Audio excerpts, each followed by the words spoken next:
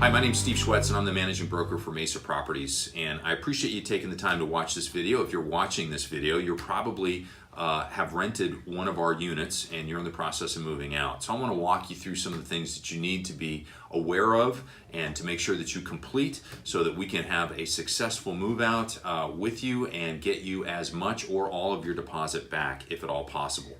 One thing about deposits, we do all that we can to make sure that you get as much of your deposit back. So if you follow these steps, it'll make that whole process a whole lot easier. So first of all, you're going to get notified of a pre-move out inspection. And the reason we do that is it gives you an opportunity to see what we see as that needs to be addressed above normal wear and tear. So remember, when you took the property over in terms of its level of cleanliness, that's the same state it needs to be in, both inside as well as outside in the yard. Depending on your lease agreement, you may have a gardener included, or you may be responsible for the yard. Regardless, either way, you have to make sure that you are maintaining the property to the level that is specified in your lease. So make sure you have your lease. Another document that's very helpful to have is your move-in inspection report. You would have signed off on that with your property manager at the time you moved in, and it will be the document that we use to reference whether or not we're going to charge you for certain things within the rental property. Things that most people forget about that I just want to bring up. Number one is, remember, you have the utilities on in your name: water, gas, electric, trash, and there's going to be a final bill. So even though you move out and you discontinue service, they're still going to hold the owner of your rental property liable for at least the water and trash. So if you could just be proactive, that would help us tremendously, also in getting the deposit back to you quickly, because we do not have to wait then for the water company or the trash service to send us a final bill because you've already paid it. The other thing that people forget about is light bulbs. When you moved in, hopefully, all of your light bulbs were working in your house, and when you move out, all your light bulbs need to be working as well.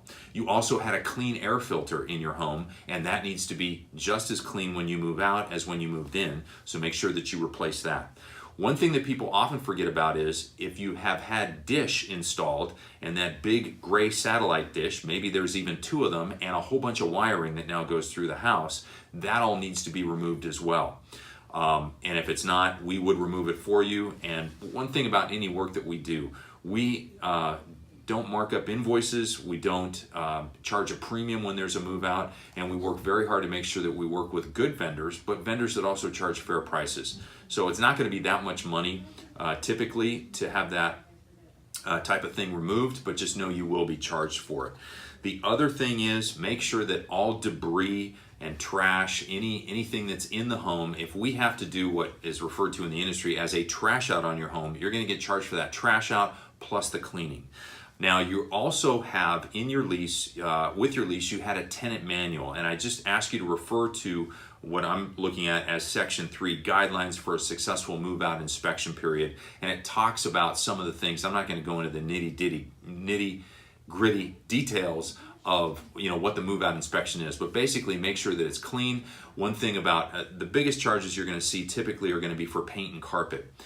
Go ahead and remove all your nails, and we need any nail holes filled and patched, and ideally painted to match. If not, we will need to go ahead and put paint over them to match the wall the best that we can. And then finally, on carpet, our recommendation is that you go ahead and just have our regular carpet people clean the carpet, and we'll charge you accordingly. If you do decide to have the carpet cleaned, make sure you go with a reputable vendor. You could call our office and we can give you the names of a couple of our carpet cleaners. What I want to make sure you don't do is go to your local supermarket and rent one of those rug doctor deals and pour a bunch of stuff in there and then try and clean the carpet yourself. Typically, it doesn't have the suction and quality that we need to get that carpet clean, and oftentimes you're just introducing a bunch of residue into the carpet via that detergent and soap that's going in. So don't do that, because if you do, we're just going to go ahead and clean the carpet again with a regular truck-mounted professional carpet cleaner. So one other thing that I'm thinking of is I mentioned the pre-move out inspection that we would do to give you a chance to remedy any things that we see on first pass.